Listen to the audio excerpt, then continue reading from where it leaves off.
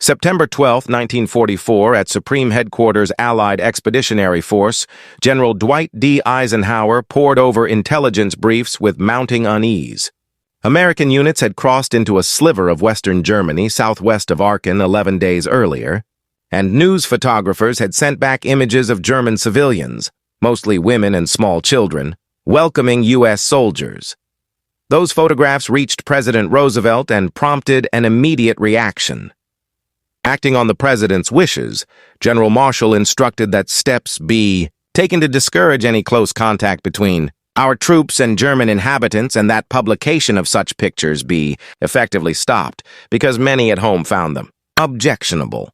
Officially issued on September 12, 1944, just one day after American forces first set foot on German soil, the ban on fraternization aimed to be strict, but would soon prove to be one of the great administrative failures of the occupation. Eisenhower underestimated how deeply ordinary human impulses would override formal orders amid the ruins of the Third Reich. In the years that followed, large numbers of American servicemen would father children with German women and, in doing so, reshape what occupation looked like. Addressing his staff, Eisenhower insisted the Germans must be made to understand that Allied forces were conquerors rather than liberators, and that any friendly gestures would undermine the purpose of holding them accountable for their support of Hitler. Before large-scale entries into Germany, Schaff had already forbidden almost all social contact between American personnel and German civilians, except when required for official duties. The regulation appeared straightforward, enforceable, and necessary. When Private First Class James Mitchell was among the first GIs to reach Cologne in March 1945, the scene contradicted expectations. Locals tossed loaves and offered beer, pretzels and cherry preserves, while attractive young women played music for the newcomers. Mitchell later recalled how comfortable it felt, but said they eventually had to tear themselves away to continue their duties. Mitchell's story was common.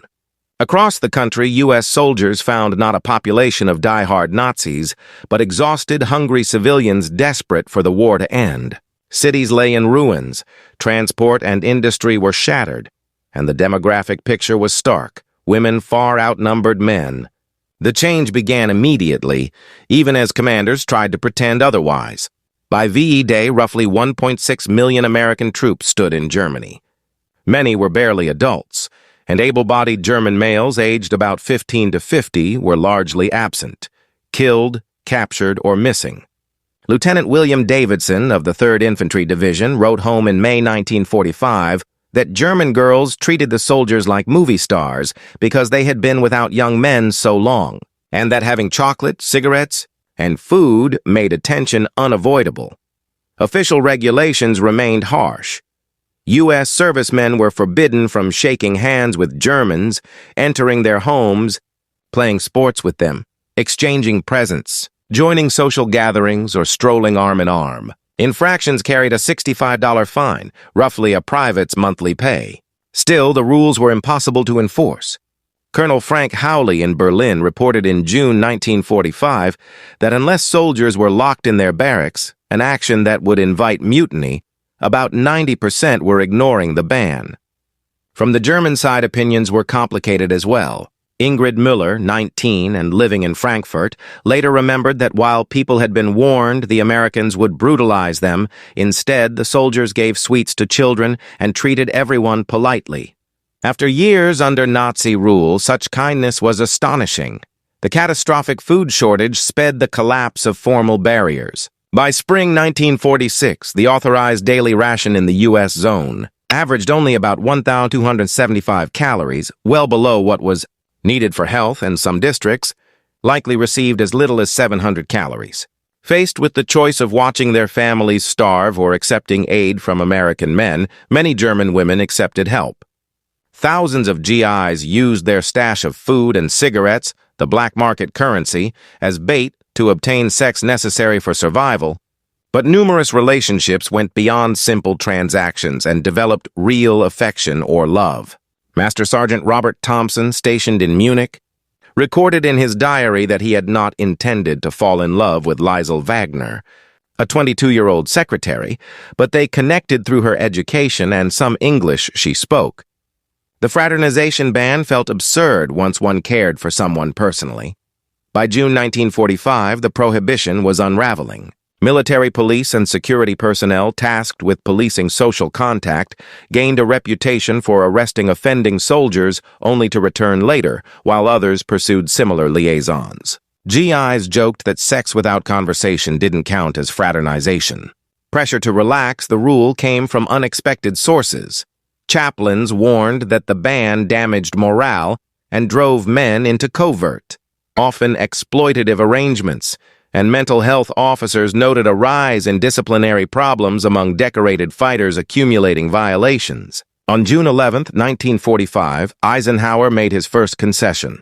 American troops were eventually allowed to speak with German children, as trying to stop soldiers from handing out chocolate to hungry youngsters became impossible. A month later, permission was extended to allow casual talk with adults in public spaces. Within weeks after the war's end, fraternization had become normal rather than forbidden. The strict rule was softened in June 1945 and completely lifted on October 1st that year, but marriages remained barred. White American soldiers were not allowed to marry Austrian women until January 1946, and with German women until December of the same year. This delay caused growing problems as many couples fell in love and children started being born. Numbers revealed outcomes the military had not predicted, showing that consensual romances were far more common than crimes. A study in late 1945 suggested that in a typical week, more than a quarter of all U.S. soldiers were involved with German women.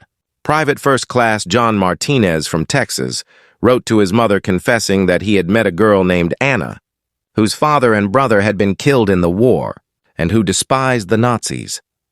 They wanted to marry, but military restrictions would not allow it. By the end of 1945, hospitals in Germany were already reporting a sharp rise in births to unmarried women.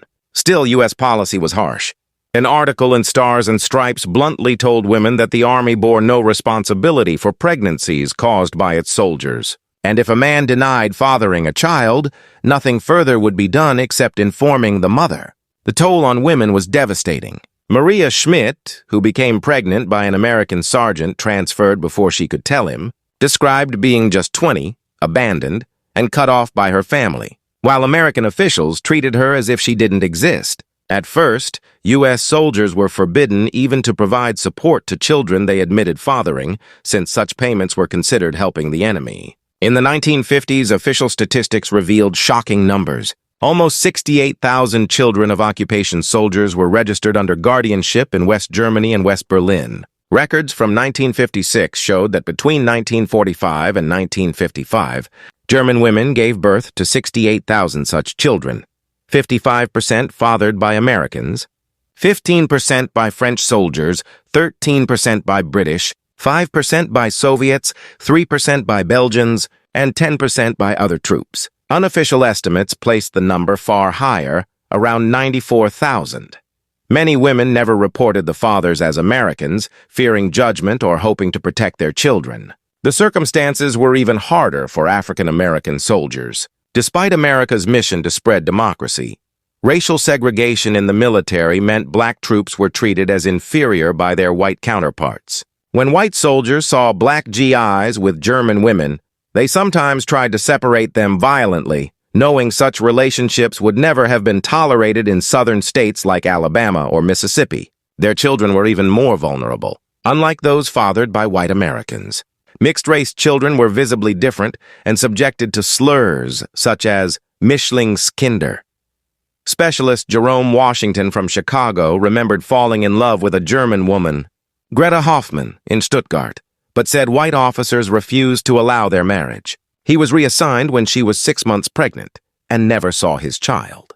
By 1955, African-American soldiers had fathered about 5,000 children in the U.S. zone, many of whom were left stigmatized and unsupported, rejected by both German society and the American military. When the marriage ban was finally lifted, new challenges appeared. Thousands of couples rushed to wed, but the approval process was slow and obstructive. Couples had to pass investigations, produce references, and win their commander's consent, and many requests were denied for dubious reasons.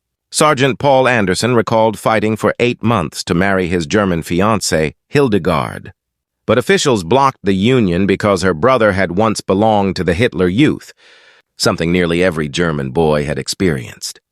The War Brides Act of 1945 had made marriage to women in other nations easier, but Germany was deliberately treated differently. The taboo against marrying someone from the defeated nation ran deep. Anxious families back home in America implored their sons by letter not to bring German wives into their households. By 1950, clear patterns had emerged.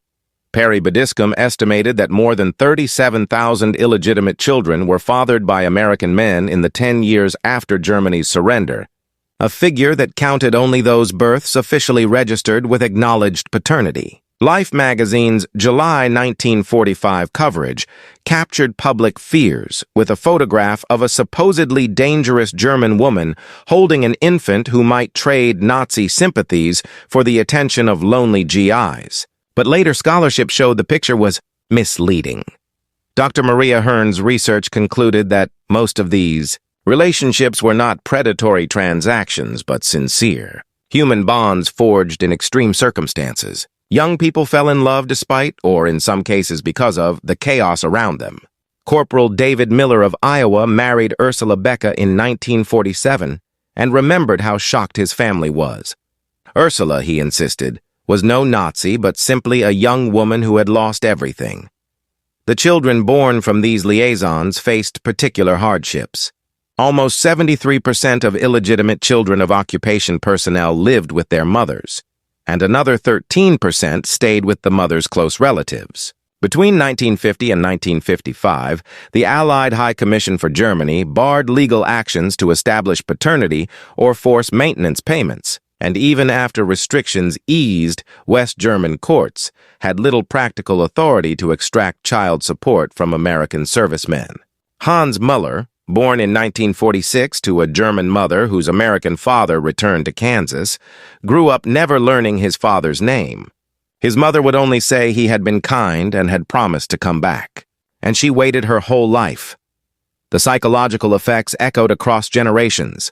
Sociologist Ingvild Mockman found occupation children frequently struggled with identity, belonging fully to neither country. Some stories, however, ended more happily. Technical Sergeant William Foster waged a 2-year battle to bring his German wife Elizabeth and their daughter to the United States, calling the military's obstruction relentless but worth confronting because he believed she was worth fighting for. By 1955, roughly 15,000 German war brides had succeeded in immigrating to America, each arrival a small triumph over red tape, prejudice, and history. While many other mothers and children remained behind, economic recovery in the 1950s, the Marshall Plan, the German economic miracle, and shifting social attitudes slowly eased some of the stigma faced by occupation children, but discrimination lingered for decades. Erika Schwartz, born in 1948 to a German mother and an American father, recalled being labeled army children at school and treated differently by teachers. When she applied for jobs in the 1960s, employers who saw her birth certificate often told her the position had already been filled. Of fathers of mixed-race children, only about 6.1% had acknowledged paternity, a figure that reflected both the extra hurdles African-American soldiers faced and the intense social taboo against interracial relationships. Specialist Calvin Brooks's experience made that clear. Stationed in Mannheim in 1946, he fell in love with Ingrid Müller, but was warned by his commanding officer that race mixing would not be tolerated. Brooks was shipped to Japan before their child was born. The presence of occupation children posed a broader moral challenge to both American and German societies. Lieutenant Colonel William Hartmann, a military government officer in Bavaria, wrote in a 1950 report that while the occupation aimed to denazify Germany and teach democratic values, the way authorities treated these women and children exposed painful contradictions. How could the United States preach equality while abandoning thousands of its own offspring? German officialdom moved slowly. Many occupation children were effectively stateless at first, belonging to neither country, and only gradual legal reforms in the 1950s granted them German nationality while social acceptance lagged. Dr. Heinrich Fieber, a pediatrician who cared for many of these children, observed in 1955 that they were healthy and deserving of affection, yet were treated as living reminders of defeat and shame, an injustice he called the real disgrace. Some American fathers tried to sustain contact despite obstacles. Sergeant Thomas Williams sent letters and money to his daughter in Hamburg for years, even though the military offered no support. "I couldn't abandon my child," he said. But most ties were severed by rapid troop rotations, deliberate bureaucratic barriers, changing addresses, lost correspondence, and cold trails. By the 1960s, a new generation of occupation children, teenagers and young adults, began searching for their American fathers. A few found them and traveled to the United States to meet men who had often formed new families. Others met rejection or discovered their fathers had died without ever knowing they had children in Germany. Klaus Wagner, born in 1947, spent decades looking and finally found his father in Ohio in 1995. Their first call began with awkward silence. Then his father said he had always wondered if Klaus would find him and showed pictures of half-siblings. But he kept the existence of that earlier child secret from his American family and wanted it to stay that way. The children born during the occupation unsettled tidy German stories about the immediate post-war years, revealing a far messier reality of human ties that crossed formerly hostile lines. Elizabeth Heinemann's research shows that relationships between German women and American soldiers were later rewritten in public memory. What had been survival tactics, sincere love affairs, or simple acts of companionship were often retroactively branded as prostitution or collaboration, and the women involved seldom spoke openly about their experiences. Margaret Fisher, who bore a son to an American tenant in 1946, did not tell her full story until 2001, saying she had carried shame for 50 years and asking why, since she had been young, alone, and in love, and that her child was born of affection, not malice. The numbers and later analysis undermined Eisenhower's expectations. The non-fraternization order did more than fail. It pushed relationships into the shadows and stripped away the legal protections that might have helped mothers and children. As Colonel James Patterson observed in 1985, the rule rested on a basic misreading of human nature. Station a large force of young men in a foreign country for a decade, and intimate ties will inevitably form. The consequences reach deep into American society as well. Though less visibly, thousands of veterans carried secret memories of German lovers and offspring, some revealing the truth only on their deathbeds while others took it to the grave. Robert Anderson, on his deathbed in 2003, told his daughter about a half-sister in Munich, explaining that at 19 he had been frightened and the army had forced him to choose his career over her, a decision he said he regretted every day. Economic recovery in the 1950s eased material hardship, but could not erase emotional wounds. Many occupation children were raised by single mothers burdened by poverty and social stigma, and discrimination in schooling and employment persisted into the 1970s. Yet some of these children rose to prominence as doctors, teachers, artists, and business leaders, and their mixed heritage that had once invited shame sometimes became a bridge connecting two nations. Monica Steinberg, born in 1949 to a German mother and an American father, later described herself as living proof that former enemies could become friends and that love could outlast hatred. Over time, occupation children played an unexpected role in mending German-American ties.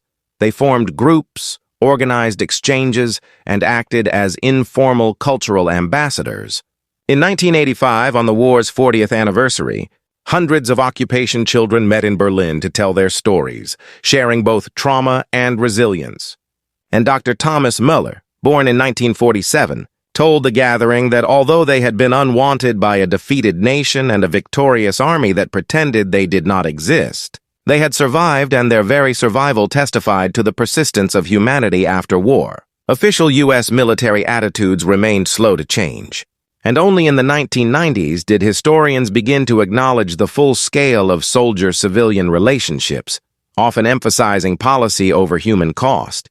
Meanwhile, veterans' reunions frequently turned into confessional spaces where long-carried guilt surfaced. At a 1995 reunion, Master Sergeant Joseph Thompson stood up to say he had a daughter in Stuttgart and had been sending money for decades, prompting others to tell similar stories, and an organizer to estimate that roughly a third of those present had left children in Germany. The end of the Cold War opened new avenues for research and reconciliation, joint German-American scholarship, DNA testing, and support organizations made it possible in many cases to confirm paternity and reconnect families, and by 2000 groups existed to help occupation children search for fathers. Headlines celebrated successful reunions, but countless searches ended in disappointment as fathers had died or refused contact. Lisa Hoffman, born in 1950, spent 30 years looking before she located her father's grave at Arlington, standing there with unanswered questions, but at least knowing his name. The stories of the children born during the occupation unsettled neat national narratives on both sides. For Americans, they complicated the image of the greatest generation. And for Germans, they added human complexity to the simple story of victimhood. Groundbreaking work by Dr. Sabine Lee, which pooled data from all occupation zones and followed births into the 1950s, places the best estimates for children fathered by American servicemen in Germany at roughly 70,000. That legacy reaches into the present. Grandchildren and great-grandchildren increasingly search for origins, and DNA registries have reunited relatives separated by decades and oceans. Each reunion alters a small corner of history. In 2010, the German government issued an official statement acknowledging the discrimination occupation children had endured, a symbolic but important validation of long-hidden suffering. Karl Heinz Weber, born in 1948 and later head of an association for occupation children, observed that while it took 6 decades for state recognition, what people really needed was fathers, something most never received. The frictions produced by the Army's fraternization rules had consequences across generations. What began as a measure intended to preserve order and distance instead spawned a humanitarian crisis touching hundreds of thousands. Military historian Colonel Patricia Harrison argued in 2015 that the non-fraternization rule was one of the U.S. military's greatest misreads of human behavior. Stationing large numbers of young men abroad makes intimate ties inevitable.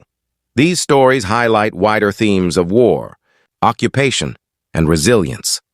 Military victories do not erase the human relationships that form in their wake, and those bonds can shape societies for decades. Many of the occupation children and their descendants now live in both Germany and the United States and have embraced complicated identities as bridges between former foes. Dr. Michael Schmidt, born in 1951 to a German mother and an American father he never met, has said that a brief wartime relationship changed the course of an entire family for generations. A small example of how powerful these connections can be. As World War II veterans age into their late 90s, direct eyewitness links to the occupation are dwindling, but descendants continue to seek answers. A 2020 estimate from the Occupation Children Research Project suggested that more than 400,000 people in Germany and the U.S. are direct descendants of occupation relationships, each carrying a fragment of this hidden past. The fraternization episode ultimately exposes the limits of military authority over human feeling. Despite rules, threats, and penalties, tens of thousands of intimate relationships formed. By 1955, estimates of children fathered by American servicemen in Germany ranged, roughly from 67,000 to 94,000, a stark measure of the non-fraternization. Policy's failure. Those children paid the price for policies that could not reckon with basic human needs. Most soldiers who broke the rules were not predators but young men far from home who formed attachments under extreme circumstances. Most German women were survivors doing what they could to get by, not collaborators. The children were not mere statistics, but people deserving recognition, support, and dignity. As armed forces deploy around the world today, the German example remains a cautionary tale. Trying to legislate away human relationships creates more harm than it prevents, producing secrecy, exploitation, and long-lasting pain. The occupation children ended up as an unexpected bridge between nations, proof that even amid devastation, human connection persists, and that love and common need can outlast order.